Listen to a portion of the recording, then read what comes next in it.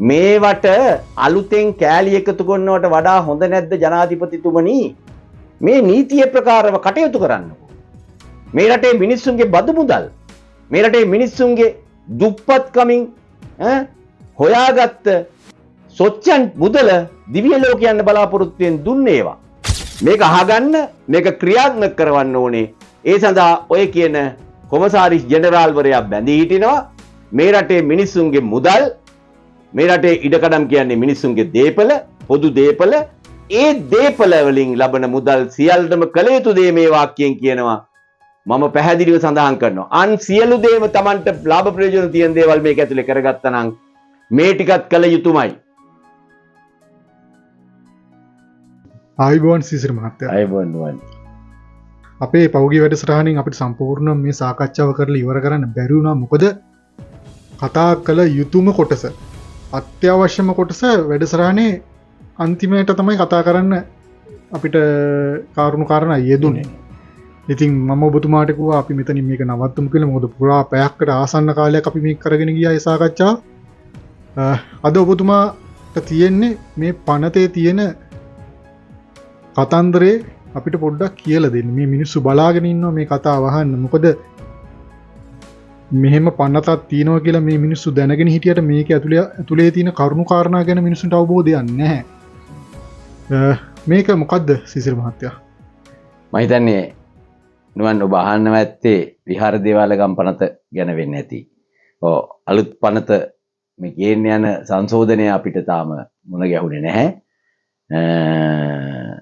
අපි ඒක මුණ ගැහුනේ නැහැ කිව්වට තාම සමාජයට ඉදිරිපත් කරන්න පුළුවන් තරමේ විශ්වාසනීයත්වයකින් ඒක අපිට ලැබුණේ නැහැ. ඔය එහෙම තොරතුරක් අපි මාධ්‍යක කියන එකත් සුදුසු නැහැ. සුදුසු නැහැ. දන්නේ නැහැ හරියට මොකද්ද කියලා. නමුත් අපිට ඒක වටින් ගොඩින් හම්බුණා. ඒ වුණාට ඒක සමාජගත කරන්න අවශ්‍ය වෙන්නේ නැහැ. මොකද හේතුව අපි ඒක තව ඉස්සරහට තියමු. හරිද? සිසිරමත් ඔය විහාර දේවාලගම් පනත ලංකාවට එන්නේ කොයි කාලේ වගේද? මේක ඇත්තටම 1905 තමයි සම්මත වෙන්නේ. 1919 මට මතක හැටියට ඒකට සංශෝධන ඇතුළත් කළා. 1931 තමයි පනතක් හැටියට මේක ඉස්සරහට එන්නේ. එතකොට ඒ පනතක් හැටියට එනකොට ඒ සඳහා මූලිකත්වයේ ගත්තේ 31 වෙනකොට ඔයගොල්ලෝ කවුරුත් දන්නවනේ සුද්ධෝනේ මේකට පාලනය කළේ. මෙන්න මේ සුද්ධ තමයි මේක ගෙන ආවේ. මේක ගේන්න අරමුණු උනේ ඇත්තටම ඒක ඉතා පැහැදිලිව තේරුම් ගන්න ඕනේ. සුද්ධන්ට අවශ්‍ය වුණා මේ රටේ මේ බුදු දහම කියන එක බුදුන් වහන්සේ විසින් දේශනා කළ නිර්මල දහම යටපත් කළා දාන්න. ඒක යටපත් කරන්න තියෙන හොඳම ආයුධය තමයි ඒ සුද්ධ හොඳට මේක දැක්කා. හොඳම ආයුධය හැට ගත්තේ බුදුන් වහන්සේ පවා එක දේශනා කරලා තියෙනවා මේ තමන්ගේම ශාසනය තුලින් මතුවෙන අය තමයි මාගේ ශාසනය පිරිහීමට ලක් කරන්නේ කියලා. ඒක ඒගොල්ලොත් දැනන් හිටියා සුද්ධොත්. ඒ නිසා ඒගොල්ලෝ මේ සඳහා පාවිච්චි කළේ අර ඌරගේ මාළු ඌරෑ පිටේ තියලා කපනවා වගේම ධනෙන් බලෙන් කෑදර ඒ භික්ෂුන් වහන්සේලා ටිකක් තෝරාගත්තා. ඒ අය තමයි මේක මේ පාවිච්චි කළේ මේ පනත ස්ථාපනය කරගන්න. මොකද පනත ප්‍රතික්ෂේප වුණා නම් එදා මේ පනත පනතක් හැටියට සම්මත වෙන්නේ නැහැ. කවුරුත් මේක ප්‍රතික්ෂේප කළේ නැහැ. මේක බදාගත්තා. මේක ඇතුලේ ඔබතුමා කියපු කාරණයක් තමයි දැන් පනතේ තියෙන්නේ මේ බුද්ධ ශාසනය රකින්න එක, බුදු දහම රකින්න එක. පනතේ තියෙන්නේ බුදු දහම රකින්න එක නෙමෙයි, බුදු දහම විනාශ කරන එක. ඔව් ඒක තමයි. උඩින් තියෙන බුදු දහම රකින්න එක. නමුත් අතුලාන්තයේ තියෙන්නේ මේ භෞතික දේවල් ටික, භෞතික ලෞකික දේවල් පෝෂණය කිරීම. දේපල එකතු කරන මුදලාලි ටික මුදලාලිට බීගන්න එක. බුදුන් වහන්සේගේ දහමේ තියෙන්නේ නුවන් මිනිස්සු මේ භික්ෂුන් වහන්සේලා අධ්‍යාත්මික වශයෙන් නිවිලා අධ්‍යාත්මික පාරිශුද්ධභාවයට පත් වෙලා අන් අයටත් ඒ දහම පැහැදිලි කළා ඒගොල්ලන්ටත් අධ්‍යාත්මික පාරිශුද්ධභාවය ලබා ගැනීමට උපකාරී කිරීම.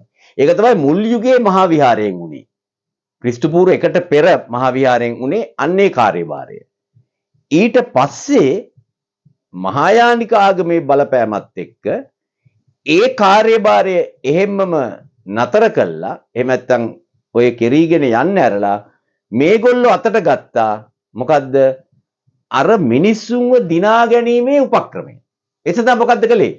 ඒගොල්ලෝ පන්සල හරහා කලාව ඉගැන්නුවා, පන්සල හරහා සටන් කලාව ඉගැන්නුවා, පන්සල හරහා සාහිත්‍ය ඉගැන්නුවා, පන්සල හරහා අක්ෂර ඉගැන්නුවා, පන්සල හරහා වෙදකම ඉගැන්නුවා. මේ සියල්ලම පන්සලෙන් උගන්වලා අර ගිහි ජනතාව තමන් වෙතට යොමු කර ගැනීමේ උපක්‍රමශීලී වුණා ඒගොල්ලෝ. ඒ විතරක් නෙමෙයි ඒගොල්ලෝ අර මිනිස්සුන්ගේ ඔළුවට දැම්මා ඔය තමන් ගිහිල්ලා ඔය විමුක්තිය ළඟා කරගන්න කරන එක ඉතින් හරි අමාරු වැඩක්. ඒක ඒ තරම් ලේසි වැඩක් නෙමෙයි. ඒ නිසා ඒකට යන්න ඕනේ නෑ. ඕගොල්ලෝ හොඳට පින්දහම් කරන්න, යදින්න, පතන්න, පුදන්න පුළුවන් තැනක් ඔන්න ඇති කළා ඒ අනුව. පැහැදිලිද? එතකොට මොකද්ද උනේ? එතකොට මේ රටේ ඉන්න අර සාමාන්‍ය මිනිස්සු දහමෙන් තමන්ගේ හිත නිවා ගැනීම අතෑරලා ඒගොල්ලෝ අර හුඟක් වෙලාවට දරිද්‍රතාවයෙන් පෙළුණු දුප්පත් මිනිස්සුනේ බහුතරයක් ඒ ග්‍රාමීය ජනතාව. ඒ මිනිස්සු මේක වටාරොක්ුණා. අනේ අම්මේ කොච්චර හොඳද අපිට මේ අර මහා විහාරයේ මෙව්ව නෙමෙයිනේ කියලා දුන්නේ. මේ හාමුදුරු ගොල්ලෝ කොච්චර හොඳද, මෙන්න අපිට පින්දහම් කළා සැප විඳින්න යන්න කියලා දෙනවා. ඒ විතරක් නෙමෙයි, ඒගොල්ලෝ ඒ ඔක්කොම කරලා අවසානයේ මෛත්‍රී බුදුහාමුදුරන්ගේ කාලෙදී නිවන් දකින්න හැටිත් අපිට උගන්වනවා. පේනව නේද?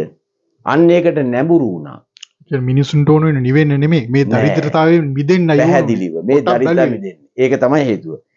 ඒක තමයි ටිකක් කල් යනකොට දැන් ඔන්න ඒගොල්ලෝ දැනගත්ත වැඩේ හරි කන කරපවා කඩලා දාන තත්ත්වෙට අර මිනිස්සු ටිකපත් වුණාම හිමින් ඒගොල්ලෝ හේතු වෙන්න පටන් ගත්තා රටේ නායකත්වයත් එක්ක, රජුරුවත් එක්ක, රජුරුවන්ගේ කරටත් දාගත්තා. තේරුණාද? බලන්නකො අබේගිරියෙන් සිද්ධ වෙච්ච ක්‍රියාවලිය, මහායානික ක්‍රියාවලියට රජුරුව 4 දෙනෙක් නැත්තම් 3 දෙනා විරුද්ධ වෙලා ඉන්නේ. දැනුත් ඔය සෝබිතාම්දුරොත් ඒ නම් ටික කියන්නේ. මට ඒකත් කියන්න ඕනේ. අර එදා රැස්වීමේදී සෝබිතාම්දුරොත් ඒ රජගොල්ලන්ගේ නම් ටික කියනවා. එයාට මතක් වෙන්නේ එතන හිටියේ 3 දෙනා 4 දෙනායි කියලා. ඒකනේ බහුතරයක් හිටියේ කොහෙද? ඒ පැත්තේ. අතලොස්සක් වූ රජගොල්ලෝ විතරයි මේ පැත්තට විරුද්ධ වුණේ. ඒ විරුද්ධුනේ කාටද? මොකටද? ඒ විරුද්ධ වුණේ මේ මහායානික ආගම, වෛද්‍යලවාදී පතපොත, මහායානික පතපොත කියලා ප්‍රදර්ශනය කරන එකට තමයි විරුද්ධ වුණේ. මං කියන එක පැහැදිලිද? හරිද? එතකොට දැන් බලන්න ඔන්න ඒ කියන්නේ මොකද්ද? ඒ කියන්නේ මේ වර්තමානයේ ඉන්න භික්ෂු පරපුරට තමයි අර සෝබිත හාමුදුරුවෝ පාරට්ටු බාලා කියන ඒ රජගොල්ල විරුද්ධ වුණේ. ඇයි මං කියන්නේ වර්තමානයේ ඉන්න භික්ෂුවට කියලා? වර්තමානයේ ඉන්නේ මහායානිකයෝ. ඒක අපිට සාධනය කරන්න පුළුවන්. මම මේ කියන කාරණේ නිකම් මේ ආවට ගියාට කියන එකක් නෙමෙයි. බලන්න අරගෙන බලංගොඩ ආනන්ද මෛත්‍රී හාමුදුරුවන්ගේ බුද්ධ චරිතයේ පොත. ඒ පොතේ උන්වහන්සේ පැහැදිලිව සඳහන් කරලා තිනවා මේක මම අර මහායානික අශෝකාවදානය වගේ පොත් වලින් අරගෙන තමයි මේක ලිව්වේ කියලා උන්වහන්සේ ප්‍රස්තාවනාවේ කියලා තියෙනවා. එහෙම කියලා තියෙද්දි අපේ දහම් පාසලේ ඉඳන් අර හෝඩිපන්තියේ ඉඳන් සියලු දරුවන්ට උගන්වන්නේ මොකද්ද? ඒ පොතෙන් ගත්ත බුද්ධ චරිතය. ඒක තමයි අර කියන්නේ මහා රාත්‍රියේ සංකන්ත කස්සප් පිට නැගලා ඊට පස්සේ මේ චන්න ඇමතියත් එක්ක අනෝමා ගන්තීරයෙන් පැනලා ගිහිල්ලා අර කෙස් ටික කපලා උඩට වීසිකලා ඔය කතා ටික තියෙන්නේ ඒකේ. හරිද? නමුත් සත්‍ය කතාව තියෙනවා බුදුන් වහන්සේගේ සිරිමුකයෙන්ම දේශනා කළා අරිය පරිේශන සූත්‍රයේ. තේරුණාද? ඒ කතාවට වඩා මේ කතාව පටහැනි. මේක මහායානික කතාව. අදටත් පාසල්වල උගන්වන්නේ කතාව. ඔබතුමත් මං හිතන්නේ දන්නේ අපිත් දැනගෙන හිටියේ ඒ කතාව. හරිද? එතකොට පේනවා පැහැදිලිව අද කවුද ඉන්නේ. ඒ නිසා සෝබිත හාමුදුරුවෝ එදා මහලොකුවට ජනාධිපතිට කියන්නේ මෙන්න මෙහෙම රජගොල්ලෝ හිටියා. ඔබත් එවැනි රජෙක් වෙන්න නම් මේකට විරුද්ධ වෙන්න ඕනේ කියලා. මේ කාටද විරුද්ධුනේ? ඒ සෝබිත හාමුදුරුවන්ට. එදා ඒ රජගොල්ලෝ විරුද්ධුනේ සෝබිත හාමුදුරුවෝ අද නියෝජනය කරන මේ කණ්ඩායමට. ඒ නිසා රජුරවන්ට කියන්න ඕනේ පැහැදිලිව එලවල දාන්න ඕනේ මේ කණ්ඩායම. පැහැදිලිද? ඒකයි මම කිව්වේ එදා ඒ රජගොල්ලෝ එලවල දාපු කණ්ඩායම තමයි අද මේ රටේ ඔය කතාව කතා කරන්නේ. පැහැදිලිව මේක තේරුම් ගන්න ඕනේ. මේ මහායානිකෝ රැළ ටික ඇවිල්ලා මේ මහායානික අදහස් නිසාම ඒ අය ලෝභයෙන් මිරිකෙන පිරිසක් හැටියට දැක්ක අර සුද්ධ ටික. ඒ නිසා ඒගොල්ලෝ වලව් වලින් ගත්ත ඒ හාමුදුරුවෝ ටික සිවුරු වන්දලා ඒ පන්සල් වල නායකකම් ඒගොල්ලන්ට බාර දීලා ඔන්න ඇති කළා 1931 මේ පනත. තේරුණාද? මේ පනත හරහා මේ පනත තනි කරම බූදල්ලයිතිය ගැන කතා කරන්නේ. මේ පිටු ඕනේ එක බලන්න මේ බෞද්ධ කටයුතු කොමසාරිස්වරයාගේ බලතල. සිද්ධාස්ථානයකට අයත් දීපල පාලනය කරන්නා කවුද යන වගේ. මෙන්න බලන්න මේ ඔක්කොම ඕන තරකින් බලන්න දලදා මාලිගාවේ බාරකාර තැන දියවඩන නිලමේ ගැන. මේ ඕන තරකින් නිකම් පෙළ බලන්න. අටමස්ථානයේ බාරකාරයා අටමස්ථාන සභාව දේවාලවල බාරකරු තැන බස්නායක නිලමේ හෝ අන් කෙනෙක්. ඔය ඕන එකක් මේ මම මාතෘකාට කියවන්නේ බදු දීමට බාරකාරයාට හෝ පාලක විහාරාධිපති භික්ෂුවට ඇති බලය වෙනව නේද? මේව තමයි තියෙන්නේ. අනිසි ලෙස අන්සන්තක කළ දීපල නැවත ලබා ගැනීමේ ක්‍රමය නිශ්චල දීපල උකස් කිරීම හෝ අන්සන්තක කිරීම වළංගු නැති බව මේ මාතෘකාට කියන් ගියාම මේකට තමයි වෙළඳ පනතක් වගේ නේ. ඉඩම් විකුණන අර කට්ටියගේ පනතක් වගේ නේද පේන්නේ අපිට. මේ මාතෘකාව ටික බලන්නකො මේකේ භික්ෂුව කියන එක සදා වෙන්නේ ටිකක් මේ බලන්න අලුත් බාරකාරයන් පත්වනතුරු පරණ බාරකාරයන් කටයුතු කරන අන්දම. දැන් ඔබතුමාම කියාගෙනව නියම කතාව කොතන කියුණා මේ. ඔව්. හදිසියක් වෙලා මුදල් නැතු උගස් තිබ්බත් පවර ගන්නත් බෑ. ඔව්. බෑ ඒ නීති තියෙනවා තව මම ඒ නීති ටික කියවනේ මේ මාතෘකාවට කියුවේ. මේක ඇතුලේ තියෙන අපූර්ව නීති. මේක ඇත්තටම මේ අර ඉඩම් වෙන්දේසිකරුවන්ගේ ව්‍යවස්ථාවක් වගේ නේ. මේ කියවා විලිලැජ්ජයි මේක ඇත්තට මේ බුදුදහමට මේක සම්බන්ධ කළේ කොහොමද මේ සුද්ධ කියලා. මේක මෙහෙම සම්බන්ධ කරද්දිත් එදා හිටපු භික්ෂුව කටවහන් හිටියා. හැබැයි අද ඉන්නේ බමුණු රැළ කියන්නේ බමුණු රැළ මොකද්ද කියන්නේ? කුඩාපොළ හාමුදුරුවන්ගේ પરම්පරාවෙන් පැවතෙන අය. බම්බුව තමයි නුවන්. එච්චරයි මට කියන්න. අනිවාර්යෙන් කටවහන් ඉන්නවා අය. මොකද මේක නිධානයක් වගේනේ. පැහැදිලිව මේක නිධානයක් නෙවෙයි. මේක හැමදාටම තමන්ගේ પરම්පරාවට භුක්ති විඳින විදියට හදාගත්තා ඊළඟට. ගොඩ වැඩි වෙන විදියට තමයි තියෙන්නේ. මේ බලන්න ඕනේ මේ පනතේ තියෙන මේක 4 වෙනි වගන්තියේ 2 වෙනි උපකොටස. මේ ළඟම ඉහළ උපවගන්තියේ කාර්යයෙන් නිදහස් වූ නමුත් මුළු ආඥාපනතේ කාර්යයෙන් නිදහස් නොවූ සියලුම සිද්ධාස්ථාන වලට අයිති දීපලවල පාලනය පාලක විහාරාධිපතියයි මින් පසුව සඳහන් වන එබඳු සිද්ධාස්ථානවල විහාරාධිපති භික්ෂුව කෙරෙහි පැවරේ. ඕන්න වාක්‍යය. මේ සියලු බූදල් වල බාරකාරත්වය පාලක විහාරාධිපති නැත්තම් සිද්ධාස්ථානවල විහාරාධිපති භික්ෂූන් කෙරෙහි පැවරේ. පැහැදිලිද? ඔන්න පැවරුණා වැඩි. දැන් මෙතන ඉඳන් කතන්දරේ යනවා. මේක අතට ගත්තට පස්සේ මේගොල්ලන්ට උන් හිටි තැන් අමතක වුණා නුවන්. බලන්න මේක හොඳට අහලා. ඔන්න 5 වෙනි වගන්තිය තියෙනවා. 5 වෙනි කොටස සියලුම බාරකාරයෝද ඒ කියන්නේ හාමුදුරුවෝ ටික. සියලුම පාලක විහාරාධිපති භික්ෂූහුද මෙම ආඥාපනතේ විධිවිධානයන් අනුව බලයලත් ප්‍රමාණයට බෞද්ධ කටයුතු කොමසාරිස්වරයාගේ සාමාන්‍ය පරිපාලනයට යටත් වෙති. ඕන්න දැම්මා ගිහියෙකුට කාව පාලනය කරන්නද? අර භික්ෂූන් පාලනය කරන්න.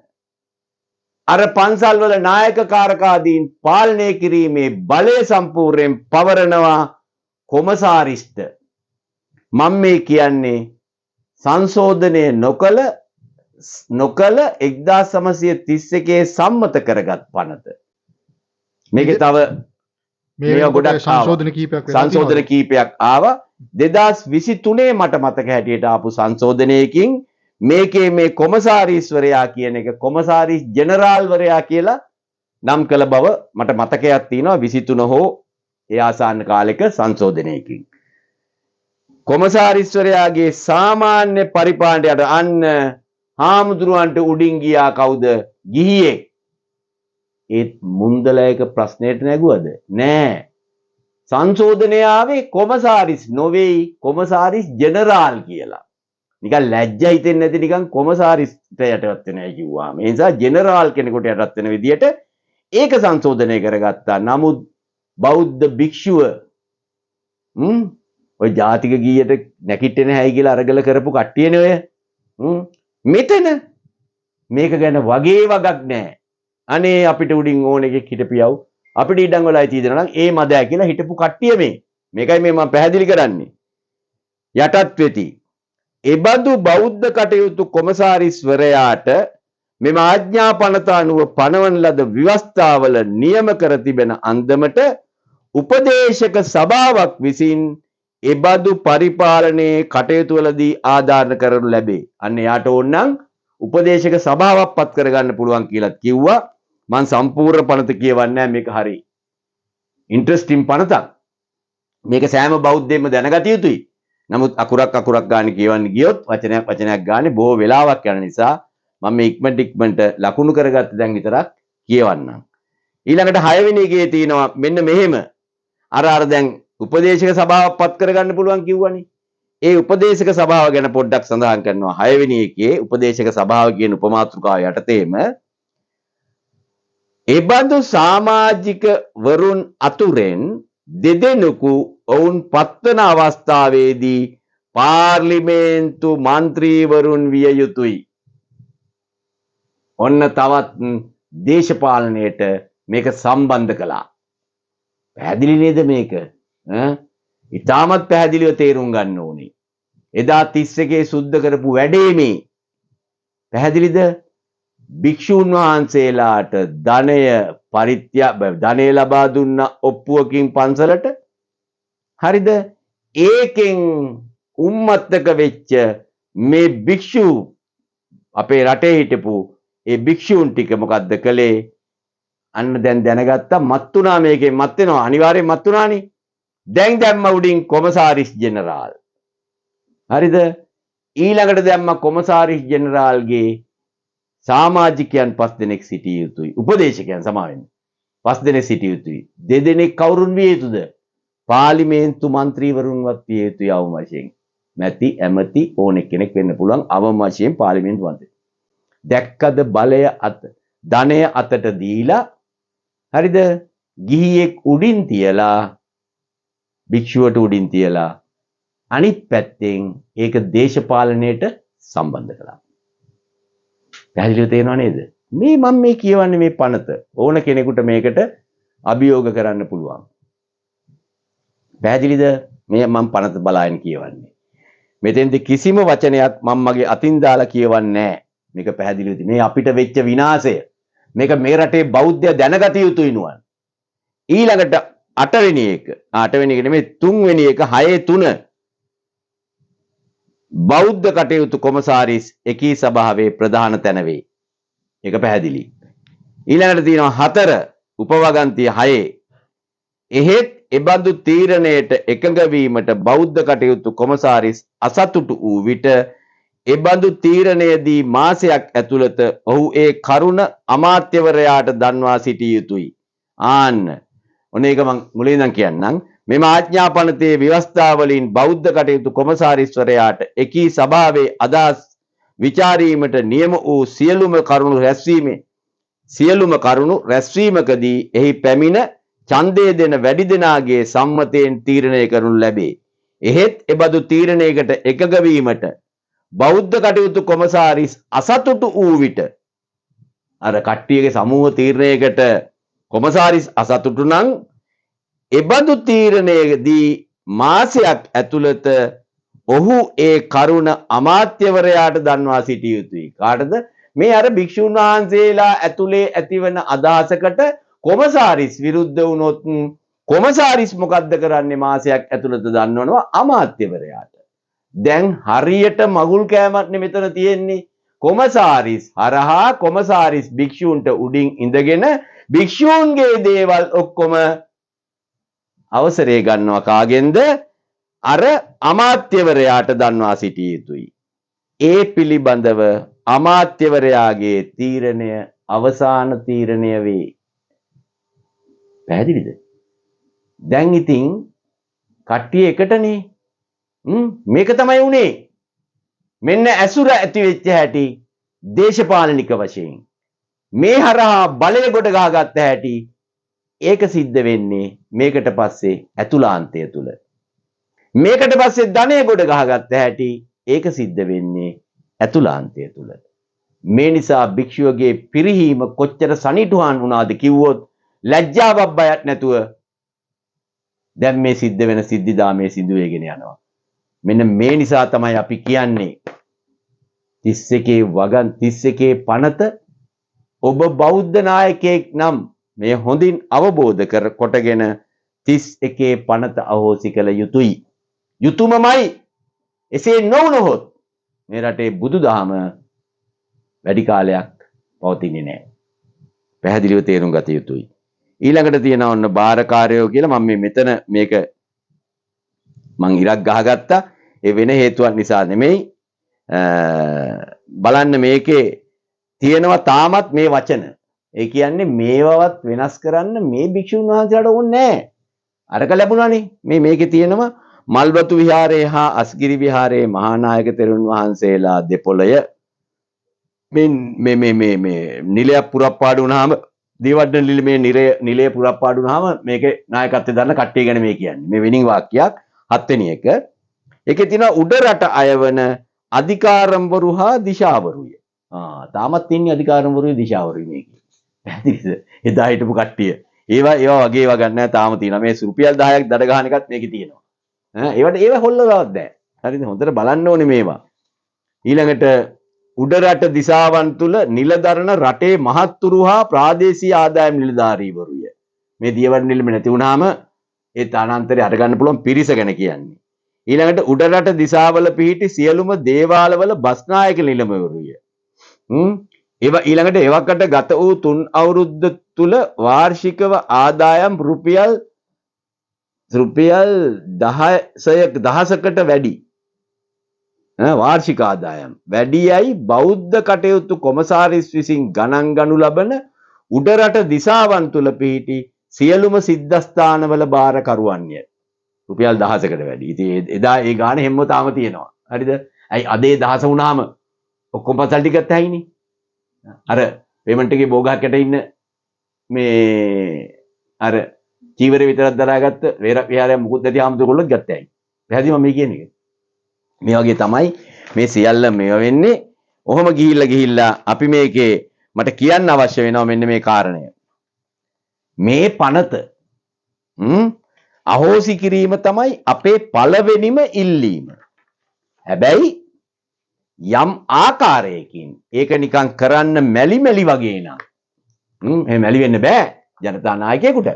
මැලි නම් මම එක දෙයක් ඉල්ලනවා.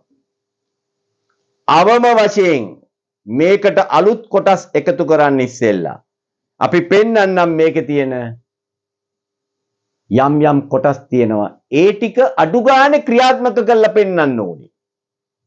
පැහැදිලිද? මෙන්න මේ ටික හොඳින් අහගන්න. දීපල ගැන කතා කරනවා. සිද්ධාස්ථාන සම්බන්ධ සියලුම දීපල හා සියලුම පුද පූජා බාරකාරයා කෙරෙහි පැවරීම. බාරකාරයා කියන්නේ හාමුදුරුවෝ නායක හාමුදුරුවෝ. මෙන්න මෙහෙම කියන හොඳට මේක අහගන්න දීපල ගැන. 20 වෙනි වගන්තිය. යම් සිද්ධාස්ථානයකට අයිතු හෝ යම් විදියකින් අඩුක්කු හෝ එහි ප්‍රයෝජනය සඳහා වෙන් කරන ලද චංචල නිශ්චල සියලුම දීපලද ඉන් උපදින සියලුම දේවල්ද බදු මුදල් හා ලාභද යම් තනි භික්ෂු කෙනෙකුගේ පෞද්ගලික ප්‍රයෝජනය පමණක් සඳහා පූජා කරනු ලබන පෞද්ගලික පූජා හැර එබඳු සිද්ධාස්ථානයේ ප්‍රයෝජනය සඳහා කරන අනිකුදු සියලුම පූජාද සිද්ධාස්ථානයේ එවකට බාරකාරයා හෝ එහි පාලක විහාරාධිපති භික්ෂුව කෙරෙහි පැවරේ. පේනවද?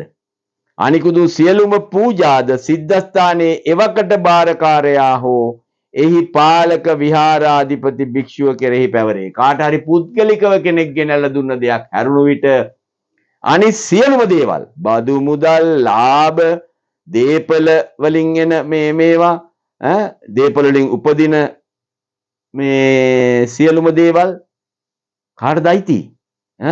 පාලක විහාරාධිපති භික්ෂුව කෙරේ පැවරේ. මරුනේ.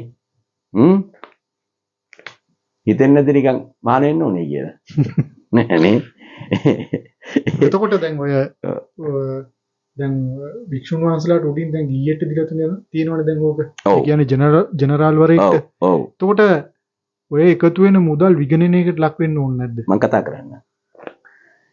ඔන්න ඊළඟට කියනවා. යම් මුදලක් ණය වී සිටින සියලු දෙනාම එය එබඳු භාරකාරයාට නොහොත් පාලක විහාරාධිපති භික්ෂුවට ගෙවිය යුතුයි. ඒ කියන්නේ දැන් යම් අලුත් භික්ෂුවක් ආව නම් පාලක විහාරාධිපති ඉස්සර ණය තිබ්බනම් මෙයාට තමයි ගෙවන්න ඕනේ. මරු නේද මේ නීති? අපිත් ඒව ටික හදාගමුකෝ. උවමනා උනි නම් නඩු පවරා එය අය කර ගන්නටද එබඳු භාරකාරයා නොහොත් පාලක විහාරාධිපති භික්ෂුව කෙරෙහි මෙයින් බලපා බැරි වෙලාවක්වත් ඉස්සෙල්ලා කවුරු කෙනෙක් ඉඳලා මැරලා ගියා නම් ඒ බාරකාර භික්ෂුව හැටියට එයාට ණය වෙලා තිබ්බනම් කවුරු හරි ඒ ණය ටික අයිති වෙන්නේත් මේ දැන් එක්කෙනාට. ඒ විතර නෙමෙයි එයාට බලය පවරනවා මේකෙන් එයාට ඕන නඩු කියලා හරි එක් ගන්න පුළුවන්. අපි මොනවා හරි කාට හරි කායෙන් හරි ණයක් ගත්තොත් ඒක මැරලා ගියන් පස්සේ ණය හිමිය මැරලා ගියන් පස්සේ පොඩි සාහනයක් තියෙනවා නේද? මේක එහෙම නැහැ. ඊළඟට එන પરම්පරාවේ ඕන කෙනෙකුට නඩු කියලා හරි අර කරගන්න පුළුවන්. ඒ ණය අය කරගන්න. අය කරගන්න. ඒ කියන්නේ දැන් එක්කෙනෙකුට ණය වුණා, එයයි භික්ෂුන් වහන්සේ මේ මැරුණා. අපවත් වුණා. දැන් මොකද වෙන්නේ? දැන් අලුතෙන්පත් වෙන කෙනාට පුළුවන් නඩු කියලා මේක ගන්න.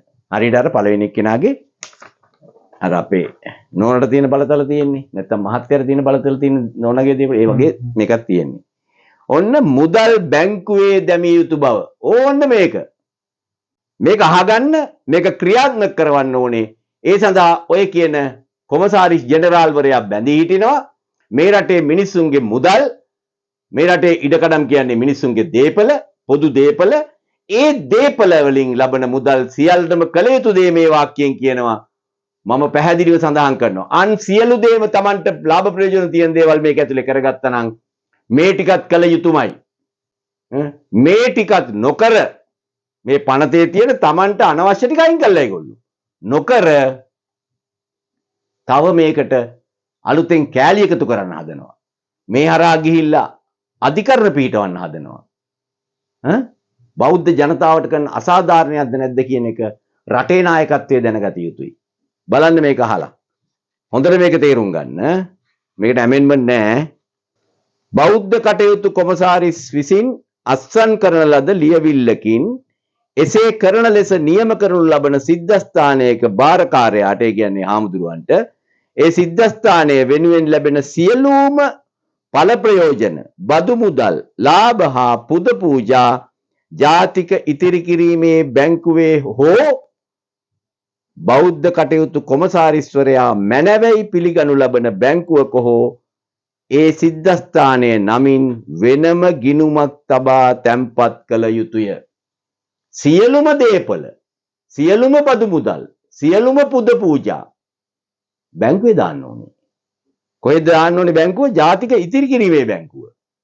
නැත්නම් කොමසාරිස් නම් කරනවා බැංකුවක්, ඒකේ දාන්න ඕනේ. ඒකේ දෙවෙනි කොටස හොඳට අහගන්න. එබඳු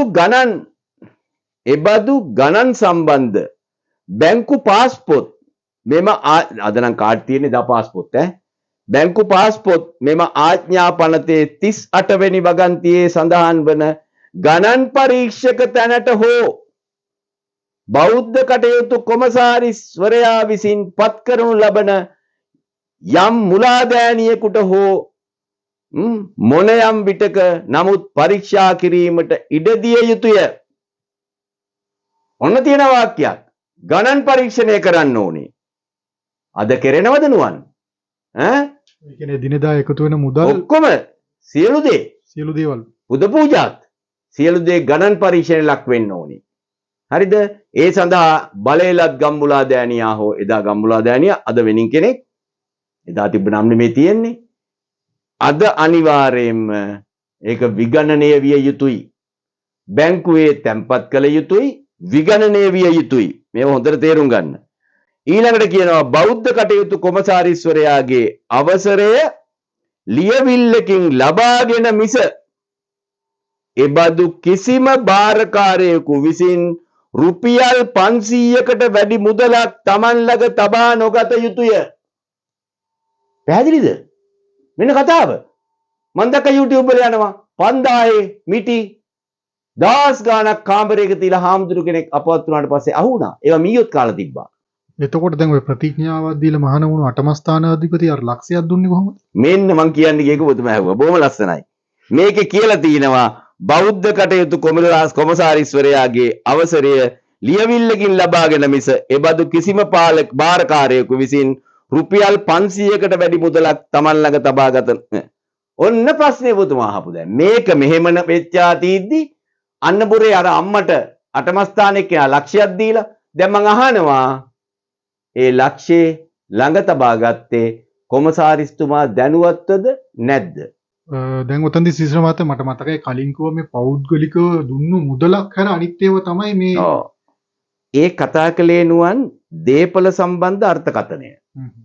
මොකද්ද නායක හාමුදුරුවන්ගේ දීපල කියලා කියන්නේ? යම් සිද්ධාස්ථානයකට අයිති වූ හෝ යම් විදියකින් අඩුක්කු වූ හෝ එහි ප්‍රයෝජනය සඳහා වෙන් කරන ලද චංචල නිශ්චල සියලුම දීපලද ඉන් උපදින සියලුම දේවල් බදු මුදල් හා ලාභද යම් තනි භික්ෂු කෙනෙකුගේ පෞද්ගලික ප්‍රයෝජනය පමණක්ම සඳහා පූජා කරනු ලබන පෞද්ගලික පූජා හැර ඒක හැර ඒ පන්සලේනේ තව කෙනෙකුට දුන්නා නම් මොකක් හරි රුපියල් 100ක් ඒක හැර අනිත් ඒවා ටික සඳහන් කරපු හරිද හැර එබඳු සිද්ධාස්ථානයේ ප්‍රයෝජනය සඳහා කරන අනිකුදු සියලුම පූජාද සිද්ධාස්ථානයේ එවකට බාරකාරයා හෝ එහි පාලක විහාරාධිපති භික්ෂුව කෙරෙහි පැවරේ. එතෙන්දි කියන්නේ අර පුද්ගලිකව දුන්නේව හැර එක එක්කෙනාට පුද්ගලිකව දුන්නේව හැර අනිත් සියලුම දේවල් ටික සියලුම දේවල් බාරකාරයා කවුද? නායක හාමුදුරුවෝ කියලා. එතෙන්දි පෞද්ගලික දේපල කිව්වේ ඒක. මෙතෙන්දි මේ කියන්නේ ඊට වඩා වෙනස් දෙයක්. මෙතෙන්දි කියන්නේ අර පෞද්ගලිකව හම්බෙනේ වගේ කතා කරන්නේ නැහැ මේකේ. ඒක අර අතෙන්දි කියනවා මෙතෙන්දි කියන්නේ මේ අර නායක හාමුදුරුවන්ට හම්බ වෙන ධනය සම්බන්ධයෙන්. පැහැදිලිද? එතෙන්දි පළවෙනි එක බැංකුගත කළ යුතුයි. දෙවෙනි එක කියනවා ඒක ගණන් බැලිය යුතුයි. විගණනය කරන්න ඕනේ. තුන්වෙනි එක කියනවා 500කට වැඩි මුදලක් ළඟ තබා ගන්න බෑ. අපි ඒක කරනවා නම් බෞද්ධ කටයුතු කොමසාරිස්වරයාගේ අවසරය ලියවිල්ලකින් ලබාගෙන මිස ලිඛිතව නිකන් ෆෝන් කෝල් එකක් දාලා නෙමෙයි. දැන් අපි අහනවා කොමසාරිස්වරයා පෙන්වන්න රුපියල් 500ට වැඩි මුදලක් එහෙනම් ළඟ තිබිලා කොහොමද අර කාන්තාවට දුන්නේ කොහොමද අවුරුදු 11 දැරියට ලබා දුන්නේ රුපියල් 2000ක් කාන්තාවට රුපියල් ලක්ෂයක් කාන්තාවට ලක්ෂයක් දැරියට 2000ක් ඒ මුදල නිකුත් කරා කියලා රිසිට් පතක් අවශ්‍යයි නේ කියන්නේ මුදල නිකුත් කළා කියලා නෙමෙයි මුදල නිකුත් කරන්න එයාලඟ තියාගන්න බෑ මුදලක් නේ කියන්නේ එයාලඟ තියාගන්නව නම් ඒ මුදල කොමසාරිස්තුමාගේ අනුමැතිය අරගෙන තියාගන්න ඕනේ දැන් අපිට පෙන්වන්න කොමසාරිස්වරයා දුන්න අනුමැතිය මෙන්න පේනවද මේවා ක්‍රියාත්මක මේවා කුඩුපට්ටම් කරන් ක්‍රියාත්මක කරන්නේ හැබැයි මේකට ඇමෙන්ඩ්මන්ට් ගේනකොට මේකට තව ඒවා එකතු කරනකොට Tamanට අවශ්‍ය දේවල් මේකට දාගන්න කැසපොට කවනවා හැබැයි තියෙන දේ ක්‍රියාත්මක කරන්නේ නෑ Tamanට අවාසි නම් පැහැදිලිද මම මේකයි මේ පෙන්වන්නේ ඊළඟට කියනවා සිද්ධාස්ථානයක් සඳහා නොහොත් වෙනුවට යම් බාරකාරයෙකු විසින් ලබන සියලුම ඵල ප්‍රයෝජන බදු මුදල් ලාභ හා පුද පූජා එබඳු බාරකාරයා විසින් බෞද්ධ කටයුතු කොමසාරිස්වරයාගේ අනුමැතිය ඇතුව පහත දක්වන කටයුතු සඳහා යෙදිය යුතුය. බෞද්ධ කටයුතු කොමසාරිස්වරයාගේ අනුමැතිය ඇතුව තමයි පහත දේවල් වලට පවා වියදම් කරන්න පුළුවන් වෙන්නේ. ඔන්න දැන් මේ පහත දේවල් ටික ආගමු. මේවා හරි වටිනවා. මොනවද ඒ කියන්නේ? එබඳු සිද්ධාස්ථානයේ නිසිසේ ප්‍රකෘතිමත් කිරීම හා ඊට වමනා උපභෝග වස්තු සපයා දීම සඳහා ඊට අයත් පාරවල් හා ගොඩනැගිලි පවත්වා ගැනීමටත් විහාරයක් හා දේවාලයකට එකම ස්ථානයේ තිබෙන විට ඒ දෙකෙන් කොයි එකක නමුත් මුදල අනික ප්‍රකෘතිමත් කිරීමට විශාල කිරීමට හා වැඩි දියුණු කිරීමට යෙදිය හැකි වේ. ඒක ඉදන්න පුළුවන් වෙන්නේ කොහොමද? කොමසාරිස්තුමාගේ අවසරය පරිදි. අංක 25 පනත. අංක 25 අංකය. ඒකේ උපවගන්තිය A ඔය වන් කියුවේ. B එබඳු සිද්ධාස්ථානයට භික්ෂූන්ගේ හා එහි සේවක නිලදරන්නන්ගේ නඩත්තුවට සල්ලි විදන් ගන්න පුළුවන්. හැබැයි කොමසාරිස්ගේ අනුමැතිය ඇතුව. පැහැදිලිද මම මේ කියන එක? දැන් පොඩි ප්‍රශ්න මතුවෙනවා. එබඳු සිද්ධාස්ථානයේ ඒ සිද්ධාස්ථානයෙන් නොහොත් ඒ සම්බන්ධව ආගමික වන්දනාමාන දියමින් ඉහත යම් පුදසිරිත් ආදියද පවත්වාගෙන ආයේ නම් ඒවාද නිසියාකාර පැවැත්වීම. ඒ කියන්නේ ඔය වන්දනා ගමන් ගෙනිච්ච නම් මිනිස්සුන් අර මේ ටික කරන්න පුළුවන්. හැබැයි ඒකට යන වියදමට අනුමැතිය ගන්න ඕනේ. ඉගැන්වීම දියුණු කිරීමට අනුමැතිය ගන්න ඕනේ වියදම් කරන්න පුළුවන්. හරිද? දේවාලයක කෝවිලක නම් දිලිඳුන්ට උදව් කිරීමට විහාරයක නම් භික්ෂූන්ට හා අනිකුදු අයට සිරිත් ප්‍රකාර ආගන්තුක සත්කාර කිරීමට ඒ කෑල්ලට අයිති වෙනව නේද අර ලක්ෂ දුන්න එක? කියන්නේ ආගන්තුක සත්කාරයක් කියලානේ. හැබැයි මෙතන ප්‍රශ්නයක් මතුවෙනවා දැන්. ඒ ආගන්තුක සත්කාරය කළේ බෞද්ධ කොමසාරිස් ජෙනරාල්වරයාගේ ලිඛිත අවසරයක් ඇතුවද නැතුවද කියන එක මේ සමාජයට මේ බෞද්ධ කොමසාරිස් ජෙනරාල්වරයා ප්‍රකාශ කළ යුතුයි. අර අම්මට මම ලක්ෂය එයාගේ මේ කවුරුත් කියපේ නෙමෙයි. එයාම කියනවානේ මේක මම ලක්ෂයක් දුන්නා කියලා.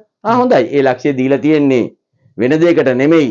මේ වගේ එකකට වෙන්නේ නැතිනේ. භික්ෂූන්ට හා අනිකුදු අයට සිරිත් ප්‍රකාර ආගන්තුක සත්කාරයක් හැටියට මේ දීලා තියෙන්නේ. එහෙනම් ඒකට මේ වාක්‍යයේ ප්‍රකාරව 25 වාක්‍යයේ ප්‍රකාරව බෞද්ධ කටයුතු කොමසාරිස්වරයාගේ අනුමතය ඇතුව පහත දක්වන කටයුතු සඳහා යෙදිය යුතුයි. පෙන්වන්න අපිට අනුමැතිය. දැන් මේ සියල්ලම වහගෙන රටට මොකද්ද කරන්නේ? ගුණාට අන්දනවා බෞද්ධයව. සිසරමාත දැන් අපි ওই පනතක් ගැන අහලා තිබ්බට පනතේ අන්තර්ගතය කියෝනේ මේ රටේ මිනිස්සු අවබෝධයක් නැහැනේ. අවබෝධයක් නැහැ. ඉතින් මම කියන්නේ මේ වැඩසටහන බලන අනිත් පිරිසට පුළුවන් මේ වැඩසටහන තවත් අයට බලන්න ෂෙයා කරන්න. මොකද මිනිස්සු මේ සම්බන්ධව හොඳට දැනුවත් වෙන්න ඕන. ඉතින් ඕගොල්ලන්ටත් පුළුවන් ඊට පස්සේ පනත හොයාගෙන වැඩි දුර මේ සම්බන්ධව සොයලා බලන්න. හරිද? දැන් මේකයි. මේකේ තව තියෙනවා කියවන්න. මං හිතන්නේ දැන් අපි මානසික වෙලා ඇති මේක අහලම තව මේකේ ලස්සන කතා තියෙනවා. අනිසිලස අස්සන මොකද්ද? අත්සන් කළ දේපල නැවත ලබා ගැනීම, බදු දීමට බාරකාරයාට ඕ පාලක විහාරාධිපති භික්ෂුවල ඇති බලය, බදු දීමට තියෙන බලය පවා කියනවා. ඉතින් මේවා හරිම වැදගත්. මේ හැම දෙයක්ම අපි අනිත් දවසේ වැඩසටහනකින් 41 42 වෙනම ගමු. මොකද ඒක ටිකක් මේ අද මේකට තුරු මම මේ කියුවේ මේක විශේෂ දෙයක් සමාජයට කියන්න. මොකක්ද දන්නවද? දැන් මේ කියන්නේ කොමසාරිස්ගේ බලය ඇතුව තමයි වියදම් කරන්න පුළුවන්. ඒකනේ මේ මං කිව්වේ ඔය කාරණා සියල්ලම උඩින් ඉන්නේ කොමසාරිස්. අපි දැන් මේ යෝජනා කරන්නේ මේවට අලුතෙන් කෑලි එකතු කරනවට වඩා හොඳ නැද්ද ජනාධිපතිතුමනි? මේ නීතිය ප්‍රකාරව කටයුතු කරන්නකෝ. මේ රටේ මිනිස්සුන්ගේ බදු මුදල්, මේ රටේ මිනිස්සුන්ගේ දුප්පත්කමින් හොයාගත්ත සොච්චන් මුදල දිව්‍ය ලෝකයන් බලාපොරොත්තුෙන් දුන්නේ ඒවා. බඩට කන්නේ නැතුවනේ ගිහිල්ලා බඩට කන්නේ නැතුව දුන්නේ. හොඳම ප්‍රමාණය හොඳම දේ පූජා කළේ එතෙන්ට. මේ ටිකට මේ නීතියක් පනවලා තියෙනවනේ දැන් ඔය. ඒ නීතිය ප්‍රකාරව ක්‍රියාත්මක කරවන්නකෝ. ඒ නීතිය ප්‍රකාරව ක්‍රියාත්මක කරන අඩුම තරමින්. ඒ නිසා මේක අහෝසි කරලා දාලා මේ සහ මුලින්ම මේ බූදලය රාජසන්තක කළා රජයේ නිලධාරී කමිටුවක් විසින් මේක පරිපාලනය කරන්න. අර මේ කියලා තියෙන ඔක්කොටම මුදල් දෙන්න. අපි එපා කියන්නේ ඒවට මුදල් දෙන්න. ඒ කමිටුවේ අනුමැතිය ඇතුව මේව විගණනය කරන්න මේ කියලා තියෙන විදියටම. මේක මේ පනත තුල තියාගන්න නැතුව මේකේ තවත් තියෙනවනේ මේ ඔය 41 42 වගේ ගොන් කැලිත් මේකේ තියෙනවා. ඒ නිසා ඒවා හොසි කරලා දාලා හරියාකාරව පනතක් සකස් කළා. හරිද? මෙන්න තමන්ගේ බාරයට ගන්න. මේ රටේ දුප්පත් ගරා වැඩන පන්සල් ඒ මුදලින් නවීකරණය කළ හැකි. දුප්පත් මිනිසුන්ට ගෙවල් හදලා දෙන්න පුළුවන්. මේ කියනවනේ ආගන්තුක සත්කාරය ගැන මේකේ. පැහැදිලිද මං කියන එක? අඩුතරමින් මේ දේවත් කළ යුතුයි. මෙතන අපේ පැහැදිලි ඉල්ලීමක් තියෙනවා. බුදුදහමට විරුද්ධ මේ පනත අහෝසි කරන්න. ඒක අංක 1. එසේ අහෝසි කළ නොහැකි නම් යම් ආකාරයකින් මේ කිසිසේත්ම 41 42 නැවත වරක් මේ කුණු පනතට අත තියලා මේකට අනුකූලව ඒක මේව කරන්න බෑ, වෙනස් කරන්න බෑ. ඒක ඔය තියෙද්දෙන් ඒව වෙනස් කරන්න යන්න බෑ. ඒව වෙනස් කරන්න කොහෙත්ම බෞද්ධ රටක එහෙම කරන්න බෑ. ඒක අපේ පළවෙනිම කතාව. දෙවනුව මා කියන්නේ මේක අහෝසි කරන්න යම් කිසි බලපෑමක් තියෙනවා නම් මේක අහෝසි කරන්න හිත දෙන්නේ නැත්නම් මේක බෞද්ධ විරෝධී කියලා තේරෙන්නේ නැත්නම් අඩුතරමින් මේකේ තියෙන විදියට විගණනය කිරීම වහාම ආරම්භ කරන්න. ඒ ජනතාවට දැනගන්න ඉඩ තියන්න විනිවිද පේන භාවයක් ඇතුව. මොකද ඒක අපේ මුදල්. අපේ මිනිස්සු පරිත්‍යාග කරපුවා. බදු මුදල් කාටවත් නැහැයි කියන්න බෑ. හරිද? අන්න ඒ නිසා ඒක වහාම ඇති කරන්න. බැංකුගත කරන්න මුදල්. හාමුදුරුවරු හම්බ කරන්නේ නැහනේ. හම්බ කරන්නේ නැහනේ. කළු සල්ලිත් ඇත්තේ නැහනේ. ඔව්. එහෙනම් මේ කෙලින්ම අපේ බදු මුදල්. හරිද? ඒ නිසා අනිවාර්යයෙන්ම මේක රටේ මිනිස්සුන්ට මේ කොමසාරිස්වරයා විසින් වහාම ක්‍රියාත්මක කොට පරිදි සියලුම පන්සල්වල ඕනෑම මිනිස්සෙකුට ඕනෑම පන්සලක ආදායම මොකක්ද කියලා බලා ගන්න, වියදම් කලේ කොහොමද කියලා බලා ගන්න මේ නීතිය වහාම ක්‍රියාත්මක කළ යුතුයමයි. මේ සඳහා ජනාධිපතිගේ උපදෙස් ලැබිය යුතුයි කොමසාරිස්තුමාට. මේක තමයි මම කියන්නේ. ඉතින් මේවා තව තවත් අපි මේ වාක්‍ය අරගෙන පෙන්නන්නම් මේ ඇතුළේ තියෙන කාරණා. හරිද? මේවා යට ගහලා තියෙන්නේ. මේවා හංගලා තියෙන්නේ. කරන්න යන්නේ මේක හරහාම තමන්ගේ අභිමතාර්ථය ඉටු කරගන්න යෑම. ඒකට අපි සහ මුලින්ම මේ රටේ බෞද්ධයා විරුද්ධ විය යුතුයි. මේ රටේ බෞද්ධයා පෙළ ගැසී මේ සම්බන්ධව කතා කළ යුතුයි. එසේ කියමින් මම අද වැඩසටහන මෙතකින් නිමවට පත් කරනවා. තව දවසක අනිවාර්යයෙන්ම හම්බ වෙන බලාපොරොත්තු ඇතුව. එමනම් ආයිබෝවන්.